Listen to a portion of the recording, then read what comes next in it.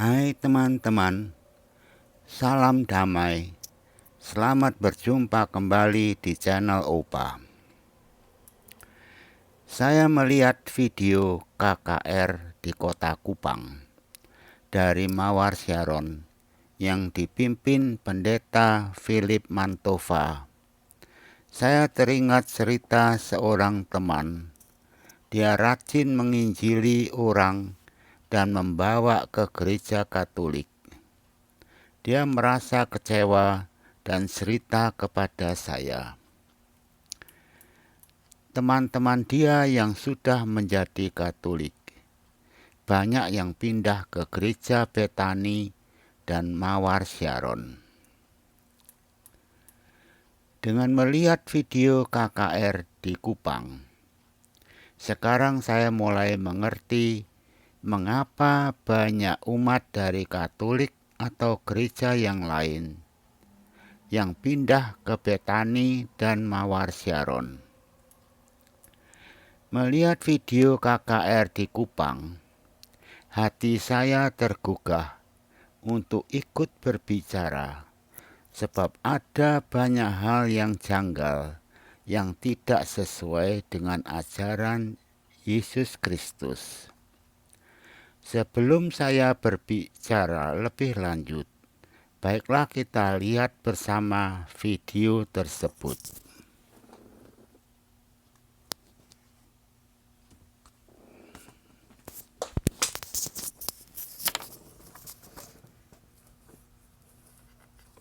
Dengan urapanmu rindu selalu dekat denganmu, tinggal di hadiratmu.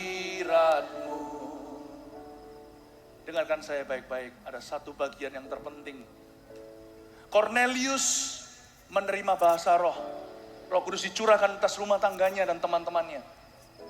Tapi dia belum dibaptis saat dia percaya kepada Yesus, atau lebih tepatnya saat dia bertobat. Hari ini, Tuhan sudah menunggumu lama sekali. Banyak di antara Anda yang perlu lahir baru, sekalipun mungkin Kristen dari lahir, apalagi yang bukan dari latar belakang Kristiani. Lebih jelas lagi bahwa Anda belum kenal atau menerima Kristus sebagai Tuhanmu di samping Juru Selamat.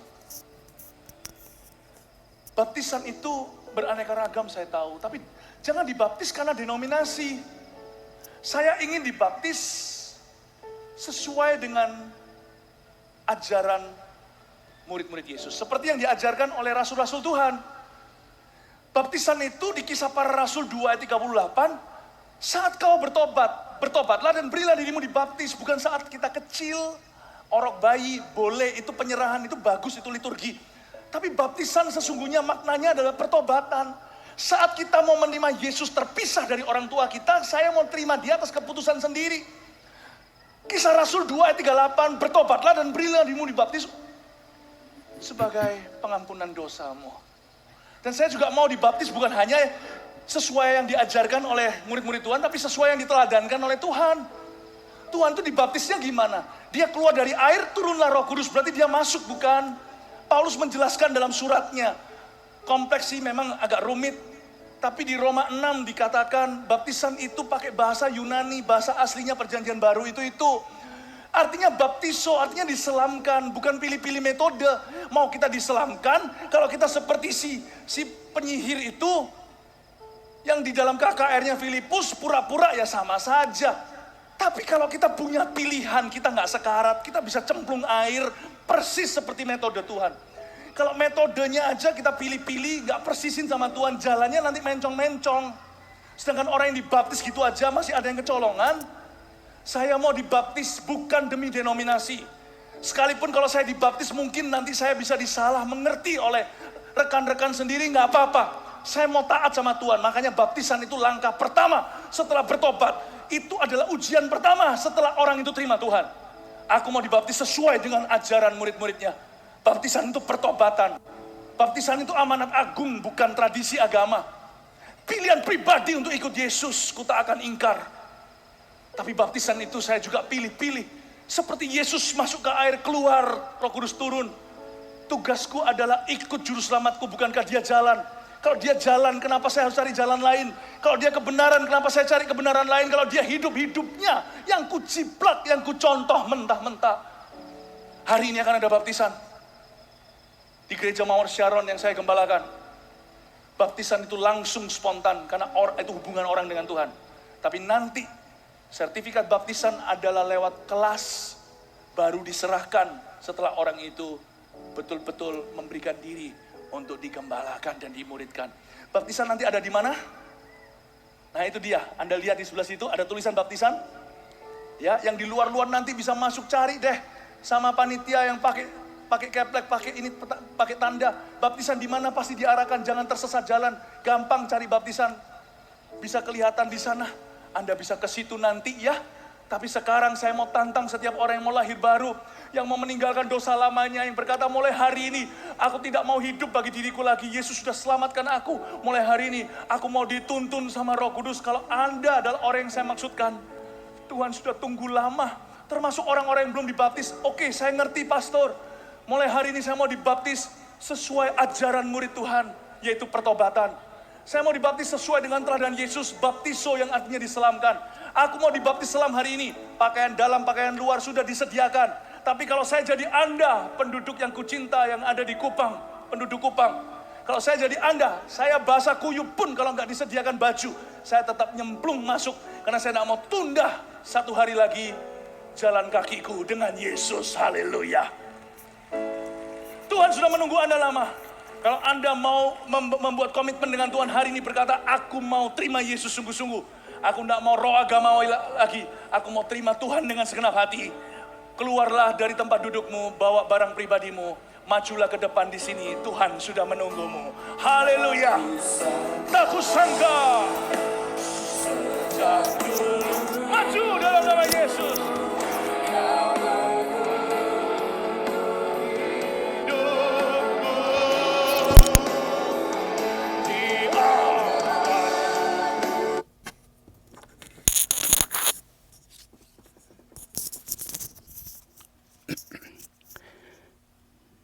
Izinkan saya memberi komentar dengan KKR di kota Kupang itu. Pertama, cara yang mereka lakukan tidak terpuji atau tidak etis. Selama 2 jam, hadirin perasaannya dibangkitkan, sehingga semua orang hanyut dalam emosinya. Kemudian setelah mereka setengah teler, ditodong supaya maju ke depan untuk dibaptis selam. Kedua, penduduk kota Kupang 85% sudah beragama Kristen. Artinya mereka sebagian besar sudah dibaptis. Baik baptis percik, siram, celup, atau selam. Jadi umat itu sudah ada pemiliknya dari berbagai denominasi gereja, termasuk 21% adalah Katolik. Artinya, mereka tidak menjala ikan di laut bebas, tetapi di kolam orang lain. Coba bayangkan, misalnya ada gereja kecil, umatnya tidak lebih dari 50 orang. Lalu setelah adanya KKR Mawar Sharon, umat yang dari semula belum mengenal Yesus dengan tekun diinjili, kemudian sudah menjadi jemaatnya. Lalu dengan adanya KKR, umatnya dibaptis ulang dan pindah ke Mawar Sharon.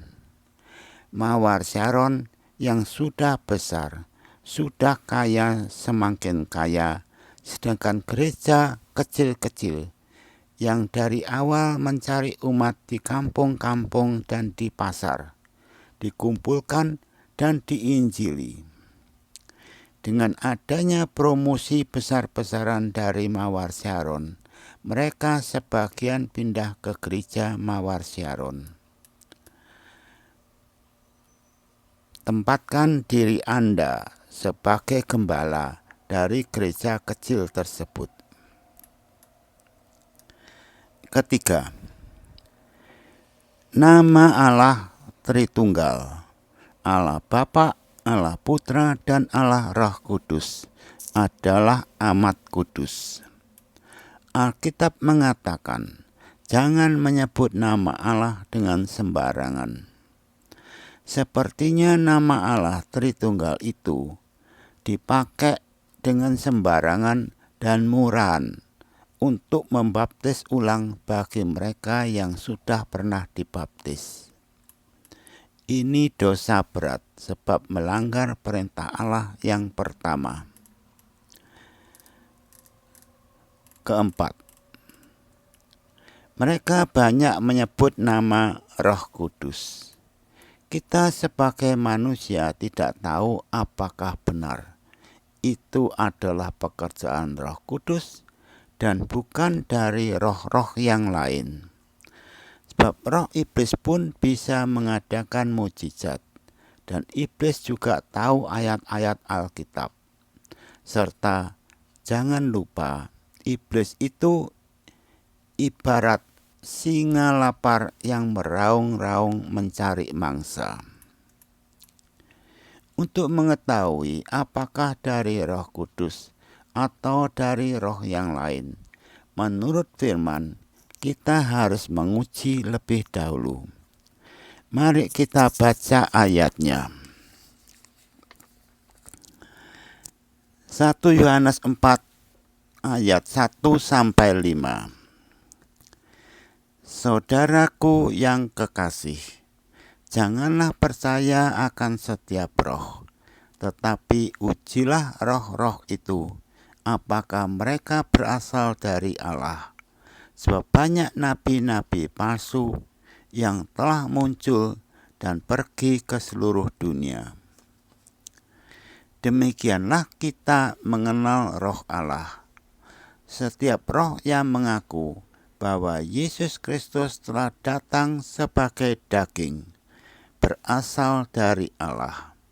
Dan setiap roh yang tidak mengaku Yesus tidak berasal dari Allah. Roh itu adalah roh antikris, dan tentang dia telah kamu dengar bahwa ia akan datang, dan sekarang ini ia sudah ada di dalam dunia. Kamu berasal dari Allah, anak-anakku, dan kamu telah mengalahkan nabi-nabi palsu itu, sebab roh yang ada di dalam kamu lebih besar daripada roh yang ada di dalam dunia. Mereka berasal dari dunia, sebab itu mereka berbicara tentang hal-hal duniawi, dan dunia mendengarkan mereka.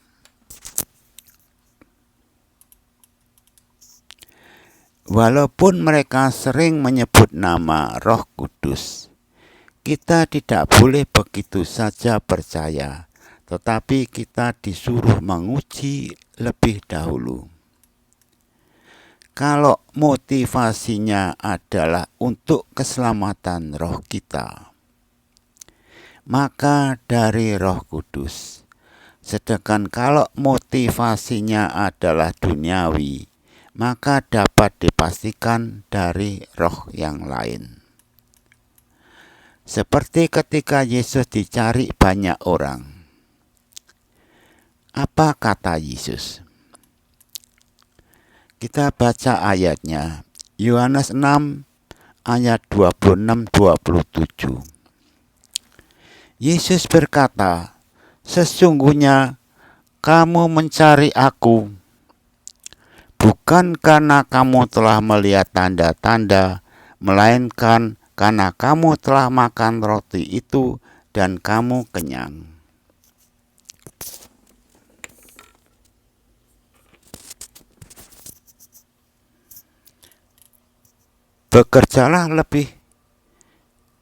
bukan untuk makanan yang akan dapat binasa, melainkan untuk makanan yang bertahan sampai kepada hidup yang kekal, yang akan diberikan Anak Manusia kepadamu. Sebab dialah yang disahkan oleh Allah Bapa dengan meterainya. Dari ayat ini kita diperkenalkan ada dua macam makanan, yaitu makanan roti yang membuat perut kita kenyang, jadi makanan untuk jasmani, atau makanan roti hidup yang membuat roh kita diselamatkan dan masuk surga, yaitu daging Yesus yang turun dari surga, yang dapat menyelamatkan roh kita untuk hidup kekal di surga. Sekarang kita selidiki dengan adanya KKR ini, apakah yang akan kita dapatkan, makanan untuk jasmani atau makanan untuk rohani? Yang sudah jelas, dengan adanya KKR, mereka akan mendapatkan banyak keuntungan untuk hidup jasmaninya. Misalnya, jumlah anggota Mawar Sharon akan bertambah, berarti pendapatan akan bertambah. Dan bagi umat yang dahulu tergabung dari community yang kecil, sekarang relasinya lebih luas, sehingga lebih bisa mendapatkan pekerjaan atau keuntungan lain untuk jasmaninya.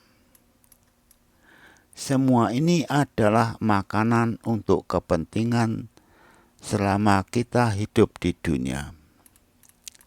Sekarang kita lihat apakah dengan KKR ini juga tersedia makanan rohani yang bisa menghantar manusia untuk diselamatkan dan masuk surga.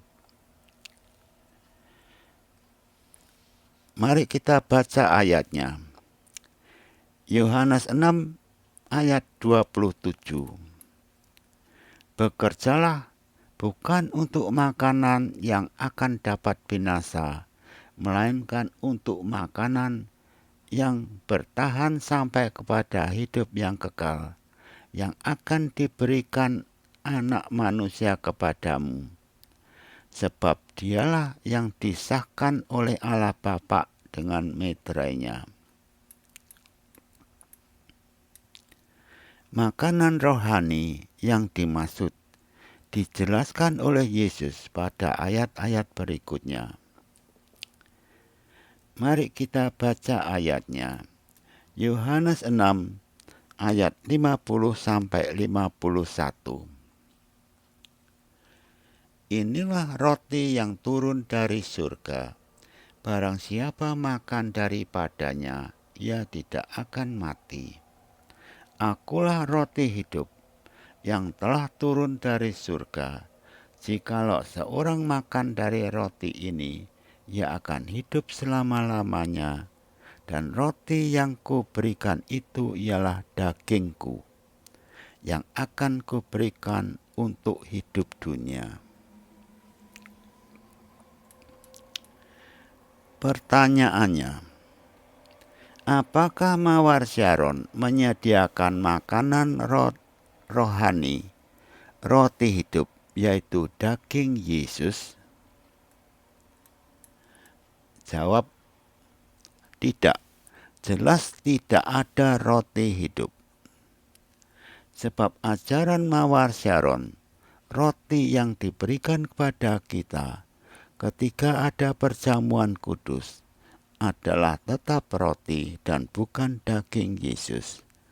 Sebab semua itu hanya untuk peringatan. Roti sebagai daging Yesus itu hanyalah simbol.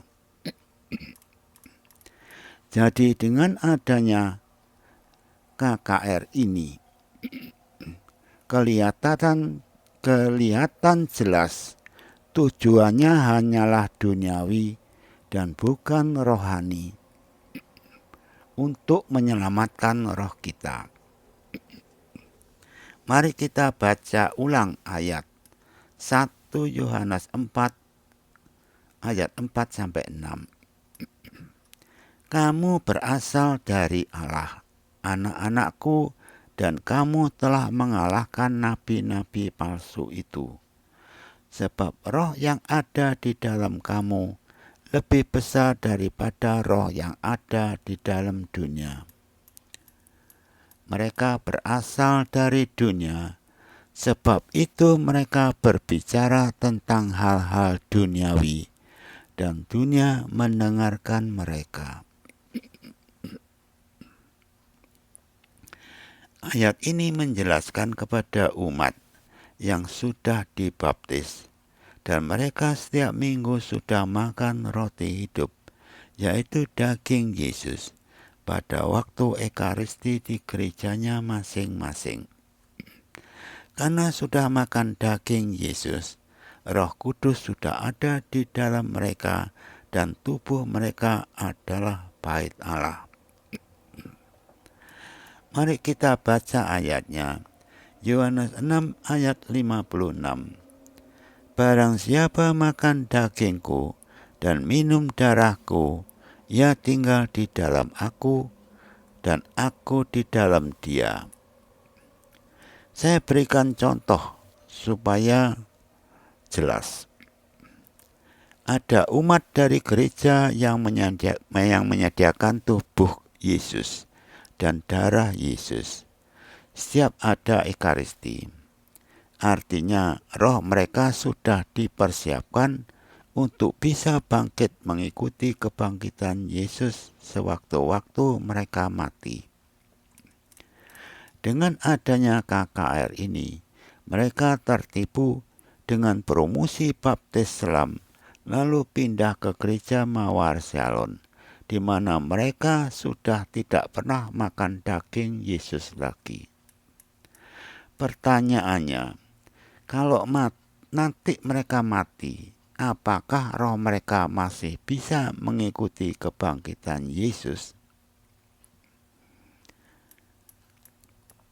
Semua pekerjaan yang tidak bisa menyelamatkan roh manusia untuk dapat kembali ke rumah Bapa adalah bukan dari Roh Kudus.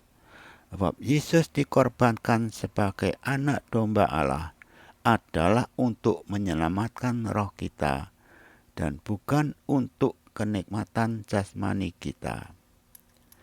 Maka Yesus berkata di ayat Yohanes 6 ayat 63, rohlah yang memberi hidup, daging sama sekali tidak berguna. Perkataan-perkataan yang kukatakan kepadamu adalah roh dan hidup. Demikian tanggapan saya mengenai KKR tersebut. Shalom.